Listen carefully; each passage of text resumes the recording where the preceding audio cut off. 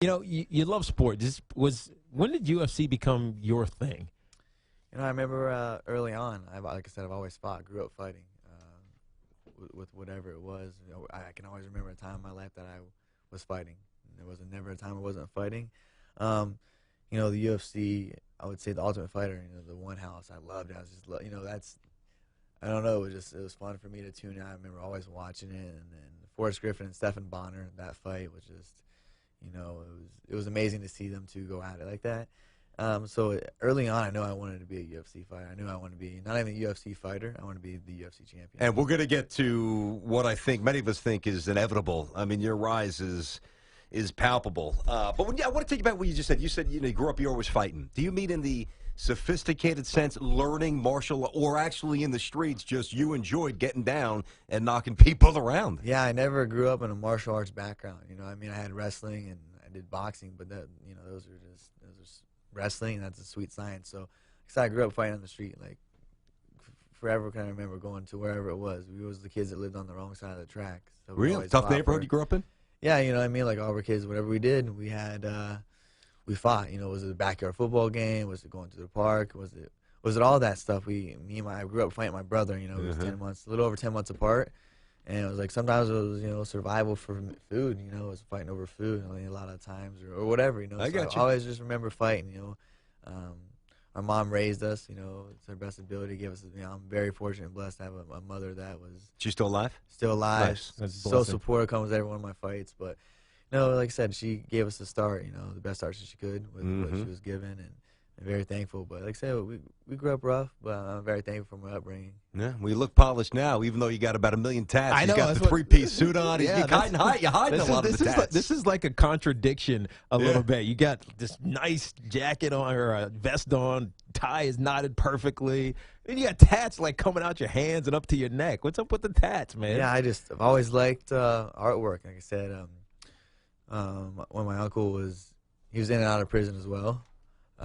He was in and out of prison as well, Gotcha. but he would come out and he'd have his like drawings, and he was a tattoo artist. Oh, and so he had tattoos. My uncle had tattoos. My grandfather, a lot of people in my family had tattoos. So I thought that was the norm. Like I've always was drawn to it, and I've always liked art. Like one of the classes I loved going to school was art class. I loved drawing. I don't draw anymore. I kind of lost a love for it, but. Yeah, I was always just drawn to art. Did you ever do graffiti? I'm sorry. No, I never did any tagging. He was a tagger. Yeah. No, I never did any tagging. See, but I'm a lot. Well, I'm not. I mean, I am a lot older than this. So you're 25. 25. Yeah. So this man, you're graffiti young, man. element was kind of gone by the time you were growing up. What was your first tattoo? It was it's a cross with a ribbon tied around my back. I was 13 when I got it. And, 13. Yeah, 13. Did your uncle do it? My mom signed. Yeah, like I said. Wow. So we never really had any role models. Like we looked up to athletes. We looked up to the football players in high school or the wrestlers on the wrestling team. And some of them had tattoos, and we thought that was just cool as hell. Like, oh man, we want to get some tattoos. And we begged her mom. I remember coming home from school, like printing out the library, like this tattoo, this tattoo. Uh-huh. And then we finally gave her like ultimatum, like, hey, like if we win national title or a state title this year, like we'll get tattooed. Sure as hell, we both won a national title, and my mom kept good on her word and took us to a tattoo shop. It was a lady that tattooed us. Her name was Sin, and the shop name was Sin on Skin. Yeah. I remember that. I made my brother go first. I made my big brother go first, and he was sitting in the chair. Did he get the same exact tattoo? No, he got a cross with on his thigh, and I got one on my back. But I made him go first. Good, nice, young, religious young men. Very Yeah, nice. yeah. Like I said, I have high faith. Like I said, I never really knew who the Lord was. Even at a younger age, I would always talk to someone, and I found the Lord later on in my life. My uncle, who's my boxing trainer, had was incarcerated when he was 15 years old, went to state prison, and got out, had epiphany in there, found the Lord. He became, turned his life around, became a very successful construction worker and a businessman, had his own construction company, did concrete and masonry work.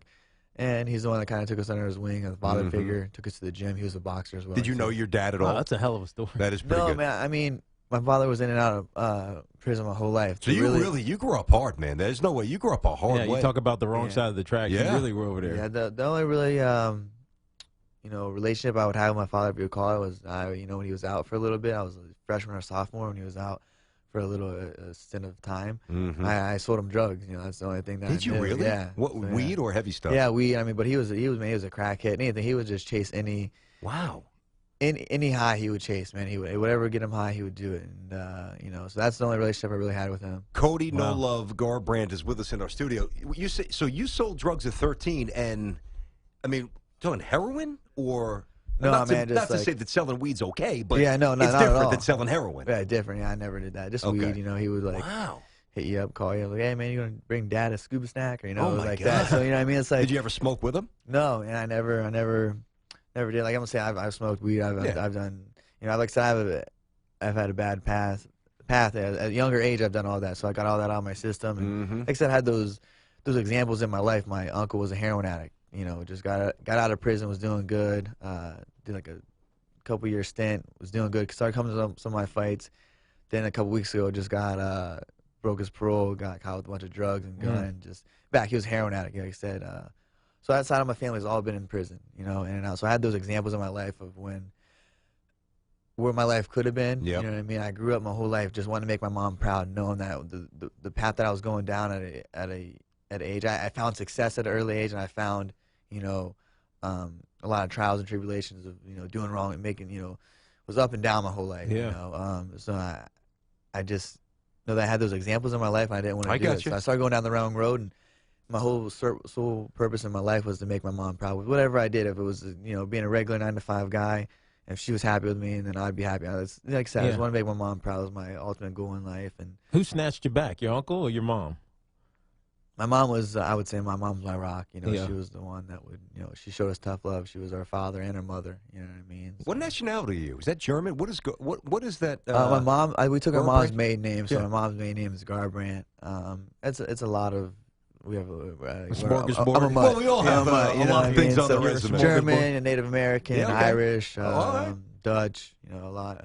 My grandfather and grandmother would be better to ask. I mean, they told us before, but a little bit of mixture of a lot of We stuff. got you. A You got a little feel for what it European, is. yeah. Yeah, it's one of those things I always tell people, find the oldest person in your family and ask them every question you can think of, because it'll be lost if you don't. Mhm. I've never seen you fight, but it sounds like your background could produce anger.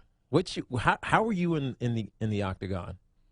My nickname is No Love. You know, I really believe that I was angry and I grew up, you know, just not like a chip on my shoulder, nothing like that. Just always just remember just having, like, you know, a lot of passion for stuff, like whether sports or, like I said, street fighting. Like I loved doing it. I loved doing it. So I go in there and I fight. Like I really let all that out. Whatever I face in life, I remember things and the struggle in the beginning, and I just go out there and, you know, I use that in good energy or good, you know, emotion. I go in there. I'm not an emotional fighter. I use the emotions, and it fuels me. So I go in there, and I like to be a savage in there. Sometimes, like, the closest thing we have to being primal is going in there and fighting another man. And True. So I love it. It's so pure to me. It's the purest thing I get to do. Cody, I wanted to ask you about this. Cody No Love Garbrandt with us in studio. Up to number 6 as a contender, bantamweight contender, yet to lose, 10 fights, 10 wins. Incredible amount of buzz around this young man. And I read a story last night when I knew we were going to have you on the show about the backstage confrontation you had with Cruz. And how you said that, you know, thankfully Cormier was there, otherwise you basically would have knocked him into next week. And you got the impression, the way you communicated in the story, that almost Cruz kind of thought you were kind of kidding around, or that you can actually sense the fear coming off his body. Take us back there. What the hell happened? I remember coming into the arena, and the dogs are searching us, and we're going through security check. And I just glance over and see Dom there, and I was like, you know, he's been talking crap on the media, and he has a direct plug. He's a Fox analysis. He knows how to use it. But my stuff's authentic. He's going there, and it's a one thing when you're talking about my fighting skills or what you're going to do to me in the octagon, and then he's just bringing it into a personal, you know, making it personal, which is What fine did he for say, me. though? Because I didn't catch Talking what about he daddy said. issues. Oh, and, wow. Okay. all this. It's like, it's crazy to me. He's going because family on you. Family is I like, got you know, you. that's fine. You know, he does his research and knows that my father's incarcerated. I'm very open about it. You know, for me, it's to share my story of some kids that are going through the same thing that don't have that. You know, so I'm trying to show them, hey, you can do it. Just, you know, There's a path have out. a dream and then have the courage to dream. You know, to chase it. You know, so Sure. and it's crazy to me because I seen an interview where he was talking about how his mom said Christmas was weak because the father wasn't there. His mom was just being real with him. You know what I mean? So it's like crazy. We're almost cut from the same cloth of having, you know, a single mother, you know, coming from a broken family. and it's almost like he's forgotten where he's came from, you know. And I think that maybe it's the gold belt, it's the fame, it's him being pegged as the, you know, pound for pound king of the bantamweight division, and I'm here to humble him. Went a little Hollywood, you're saying? Went a little Hollywood for sure, forgot his roots, and that's one thing that I'll always remember at the start. Remember how far I came. I come from humble beginnings, you know. Yeah. And you got in his face? Well, yeah, I just went up to him, and like we kind of walked by, and he was like, "What's up, buddy?" or "What's up, dude?" And I just was like, "Man," I was like, went up to him, like, "Hey, don't what's up, buddy, me. You know, I talk all this crap in the media. Like, I'm gonna let you know I'm gonna knock Tiki out faster than you did." I said, "Then you're next, so get ready for it." And then he wanted to, like, I could feel like just the fear radiating off his body. Like he was like looking around to see if a security guard was going to break it up. Were I'm you just in really there. prepared and I was to like, man, I throw should down? slap the for Really? sure. Like, Right yeah, there. I would knock him out and then went and knocked Tiki out for sure. But wouldn't that ruin your trajectory within the UFC? You know, I want to be professional. It's professional, you know, but the same thing, it's like they better match this fight up because there's one or two more incidents where you run into backstage. It's not going to be just words, you know, and especially with him. It's my man right here. Yeah, like I said, I'm a guy. fighter. Like he's not. He's an athlete. That, you know. So there's a difference between. There's a lot of athletes in this sport and not enough fighters. And I'm a fighter. Like I said, I'm a born fighter. And like I said, he's not faced anyone like me. So I could feel that fear. I could feel it. From maybe him. taking you out of the streets, but can't take the streets out of you, right? Exactly. You know, you're bantamweight. The next division up is the featherweight. You know, we all know who the man is there, and that's Conor McGregor. Do you ever see yourself going up a division to fight him? For sure. You know, I have a lot of adversaries in the bantamweight division, and I have a lot of responsibilities to take out everyone in the bantamweight division. And so I go out there and knock out Dominick Cruz, who's the pound-for-pound bantamweight king, as he's pegged. You know, that's my sole focus. But I'm here to fight, you know, the best, and that's either if I go up and fight, you know, Conor McGregor, I would definitely be sold on doing that. You know, we had a little altercation on Ultimate Fighter, but I mean, he's cool. I like what he's doing for the sport. He goes out there and fights, and his last fight was amazing with Nate. So yeah, it's a big money fight. I would be stupid not to take the fight, and I like my chances with him. He walks out to the Foggy Dew. What's yours? Yeah, what is your song? Song is like I said, I like roots. I like where I came from. Yeah, sure. We used to run out to at wrestling and football games. It's Queen, We Will Rock You. Oh, so Tiki likes Queen. Tiki used to listen to Queen before the Giants games. All right, I was a Bohemian Rhapsody guy. Yeah. All right, so on. I wanted the build up. Yeah, I love that. You know, get the fans get stomping their feet and you just hear it. Like, our school was wrestling. Yes. I'm ready to fight now. We'll beat up on Bogus. All right, that's our update guy. Cody, before I let you go, I am curious about this because I don't think I've ever asked any of our UFC guests this, and not to get too personal, tell us what you want. But we were talking off air, and you said how you had a pretty bumpy first year in the UFC. Have you made money yet to the point where it's altered your life? At what point do you really start to make life-changing money in this sport?